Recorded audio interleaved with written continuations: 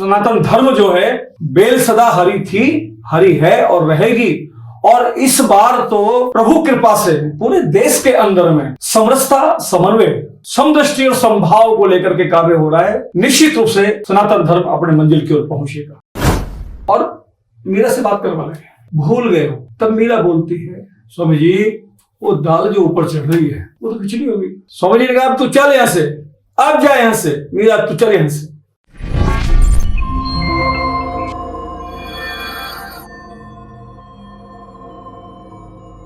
जय गौ माता, जय गो ज्ञान। सनातन धर्म की ध्वजा को लेकर पूरे राजस्थान में ही नहीं अपितु दक्षिण भारत में भी सनातन धर्म की ध्वजा को फहरा रहे पीठाधीश्वर प्रेम पीठ तिजारा के संस्थापक स्वामी ललित मोहनाचार्य जी आज हमारे साथ सनातन धर्म के बारे में चर्चा करने से जुड़े हैं। आचार्य जी आपको बहुत बहुत प्रणाम, धन्यवाद। सबसे पहले मैं आपसे सनातन धर्म की परिभाषा पूछूंगा। आप पीठाधीश्वर हैं, आप संस्थापक हैं। श्याम मंडल के जो ब्रज मेवात और राठ है उस क्षेत्र के आप संस्थापक भी हैं। ये शुरुआत आपकी कैसे हुई और आप इस मुकाम पर कैसे पहुंचे? बचपन से ही प्रभु भक्ति में रहने का सौभाग्य मिला। परिवार में हमारे यहाँ 500 साल से एस्ट्रोलॉजी रही है और ठाकुर जी की सेवा पूजा हमारे 22 पीढ़ी पहले से सेवा में लोग करते आए हैं। सेवा उसी के तहत मुझे ये सेवा करने का सौभाग्य मिला, संतों के सिरचरणों में रहने का सौभाग्य मिला। और हमारा 4 संप्रदाय में से मध्वाचार्य संप्रदाय जो है उसका मूल निकास हमारा उडुपी कर्नाटक है। तो कर्नाटक के जो पेजावर मठ के हमारे स्वामी जी हैं, मैं उनके भी सिरचरणों में रहने का मेरे को सौभाग्य मिला। उनके आशीर्वाद से मैं इस क्षेत्र में।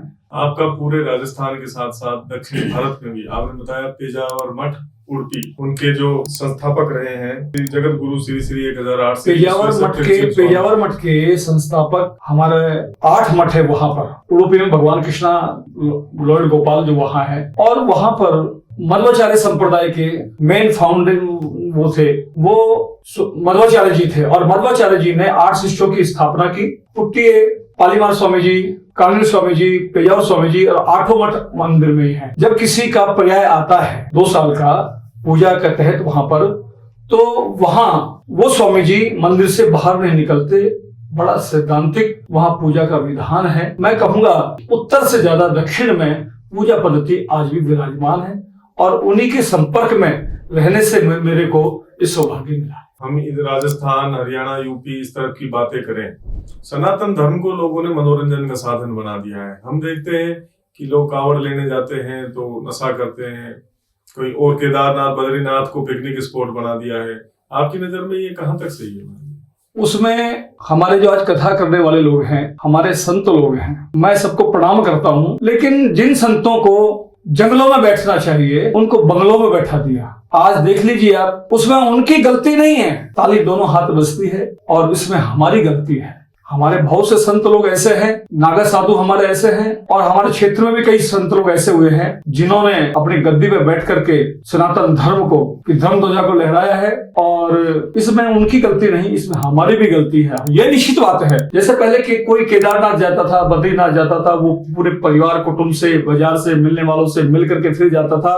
ऐसा रास्ता होता था, वहां से वापसी आए कि नहीं आए। आजकल तो इतना साधन हो गया है, लेकिन उन लोगों ने, भक्तों ने उस साधन को अपना मनोरंजन का साधन बनाया है।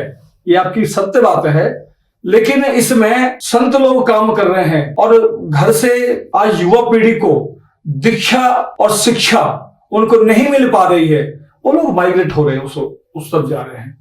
इसका एक बहुत बड़ा कारण मैं मानूंगा कि युवा पीढ़ी का माइग्रेट होना। हाँ जी, आप निरंतर, हम बचपन से आपको देखते आ रहे हैं, आप निरंतर धर्म ध्वजा लेकर चल रहे हैं। कभी परिवार से बहुत दूर, कभी काफी दिनों तक आप दूर रहते हैं। आप भी राजस्थान के विभिन्न मंदिरों के संस्थापक भी हैं, अध्यक्ष भी हैं।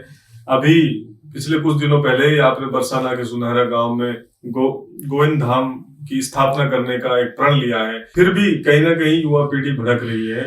आपके प्रयास को कहां तक आप लेके जाएंगे और आपका अंतिम उद्देश्य क्या है? हमारा उद्देश्य है कि मैं मूल रूप में ब्रज से भी मेरा बहुत अधिक लगाव है। लाडली जी, किशोरी जी, गिरिराज महाराज, बाकी बैल जी कृपा बरसाए हमारे श्याम बाबा कि जो हमने गोविंद धाम के लिए जगह वहां ली है, वो 84 कोस यात्रा मार्ग में ली है। हम उनकी सेवा कर पाए, हम और भी कुछ भी नहीं तो उनको आश्रय दे सके कि आप आराम करके जाएं तो जलपान की व्यवस्था करें, तो हम मेरी आत्मा को बड़ा सुकून मिलेगा। और एक जो जगह बीच में है, सेंटर प्लेस, ऊंचा गांव और सुनहरा के बीच में, बरसाना से 2 किलोमीटर 3 किलोमीटर दूर, वहां पर कोई साधन नहीं था।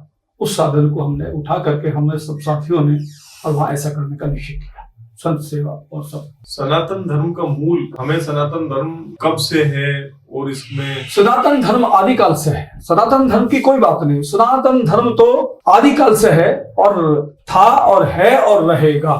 सनातन धर्म, सनातन धर्म कभी खत्म नहीं होगा। नहीं, वर्तमान परिदृश्य को हम देखते हैं, पूरे भारतवर्ष में एक तरफ चलता है हिंदू राष्ट्र, दूसरा तरफ करते हैं हिंदू राष्ट्र नहीं बनने देंगे। देखिए, भारत खंड है, राम राज्य मूल मंत्र है, प्रारंभ होता है। तो यहाँ विभिन्न प्रकार की जातियां रहती है, विभिन्न प्रकार के प्रदेश काल है, विभिन्न काल के यहाँ उत्सव होते रहते हैं। और पहले भी काशी, बनारस, नालंदा की पांडुलिपियां को जलाया गया, 6-6 महीने तक जलती रही, लेकिन उन सब ग्रंथों को बचाया गया कंठस्थ याद करके।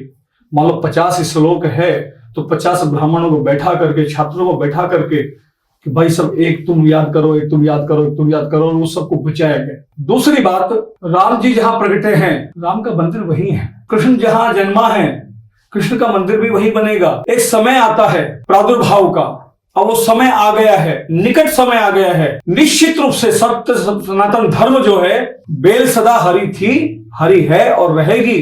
और इस बार तो प्रभु कृपा से पूरे देश के अंदर में समरसता, समन्वय, समदृष्टि और समभाव को लेकर के कार्य हो रहा है। निश्चित रूप से सनातन धर्म अपने मंजिल की ओर पहुंचे। आप इसके लिए लगातार प्रयास करते रहते हैं। आप प्रतिवर्ष एक समूह के रूप में विंगस से खाटू श्याम जी की यात्रा निकालते हैं, जो संभवतः हर वर्ष दिसंबर में निकलती है, 25 दिसंबर के आसपास। इसकी शुरुआत कब से हुई? आप बड़े अनन्य श्याम भक्त हैं, हम बचपन से आपको देखते आ रहे हैं और आपको देख के ही हमने प्रेरणा ली है सनातन धर्म की। और ये चैनल भी कहीं ना कहीं आप जैसों की कृपा से हमने स्टार्ट किया है।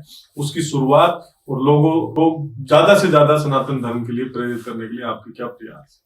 मैं 78 में माँ जी के साथ पहली बार खाटू श्याम जी उनकी गोदी में बैठ के गया। बाबा मेरे इष्ट देव है और निरंतर विभिन्न क्षेत्रों से 25 साल तक मैंने पदयात्राएं की। और पदयात्रा के साथ में खाटू श्याम जी की मेले की व्यवस्थाओं में भी हमने जो हमसे सहयोग बनता था, किसी को जल पिलाना है, किसी को मेडिकल की व्यवस्था है, कुछ भी है, वो भी करने का हमें सौभाग्य मिला। फिर एक दिन मेरे मन में एक भाव आया, 25 दिसंबर छुट्टी का दिन होता है और छुट्टियां स्कूल की भी प्रारंभ हो जाती है। क्यों ना युवा पीढ़ी को साथ में लेकर के हम अपने धर्म की चर्चा करें, हम धार्मिक स्थल पे जाएं, हम वहां जाकर के युवा पीढ़ी, मान लो हर बार में जैसे 50,000 आदमी जाता है पैदल, तो 5% भी अगर जुड़ता है तो हम बहुत बड़ी अपने एक मन जो हमारा है युवा पीढ़ी को जोड़ने का, उसमें हम सफल निश्चित होंगे। आप जिस पीठ के पीठाधीश्वर है, प्रेम पीठ के, यहाँ पर मीराबाई की भी दीक्षा स्थली इसको माना जाता है।